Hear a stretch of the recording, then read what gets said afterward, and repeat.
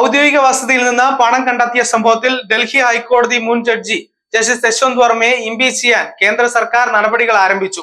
പാർലമെന്റിന്റെ വർഷകാല സമ്മേളനത്തിൽ ഇംപീച്ച്മെന്റ് പ്രമേയം കൊണ്ടുവരാനാണ് നീക്കം. ജസ്റ്റിസ് യശ്വന്ത് വർമ്മയെ ഇംപീച്ച് ചെയ്യാൻ സുപ്രീം കോടതി മുൻ ചീഫ് ജസ്റ്റിസ് സഞ്ജീവ് ഖന്ന രാഷ്ട്രപതിക്കും പ്രധാനമന്ത്രിക്കും ശുപാർശ ചെയ്തിരുന്നു. ജസ്റ്റിസ് യശ്വന്ത് വർമ്മയുടെ വസതിയിൽ നിന്നും പണം കണ്ടെത്തി എന്ന ആരോപണം ശരിവെക്കുന്നതാണെന്ന് സുപ്രീം കോടതി നിയോഗിച്ച 3-അംഗ സമിതിയുടെ റിപ്പോർട്ടിന്റെ പശ്ചാത്തലത്തിൽ ജസ്റ്റിസ് വർമ്മയോട് രാജിവെക്കാൻ ആവശ്യപ്പെട്ടെങ്കിലും അദ്ദേഹം അത് നിരസിച്ച പശ്ചാത്തലത്തിലാണ് ചീഫ് ജസ്റ്റിസ് സഞ്ജീവ് ഖന്ന അന്വേഷണ റിപ്പോർട്ടിന്റെ പകർപ്പും ഇംപീച്ച്മെന്റ് ശുപാർശയും രാഷ്ട്രപതി ദ്രൗപദി മുർമുവിനും പ്രധാനമന്ത്രി നരേന്ദ്രമോദിക്കും അയച്ചിരുന്നത്. മുൻ ചീഫ് ജസ്റ്റിസിന്റെ ശുപാർശ രാഷ്ട്രപതി രാജ്യസഭാ ചെയർമാനും ലോക്സഭ സ്പീക്കർക്കും കൈമാറി.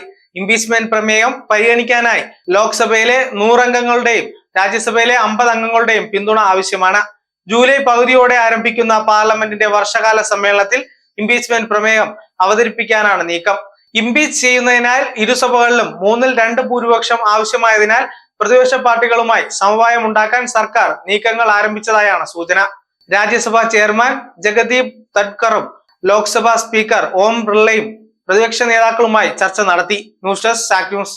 നേരിന്റെ വാർത്തകൾ നിങ്ങളുടെ വിരൽത്തുമ്പിൽ എത്താനായി സാക് ന്യൂസ് ചാനൽ സബ്സ്ക്രൈബ് ചെയ്തും ഷെയർ ചെയ്തും ഒരു ശരിയായ മാധ്യമ നിലപാടിന് പോകാൻ ഞങ്ങൾ നിങ്ങളെ ക്ഷണിക്കുന്നു.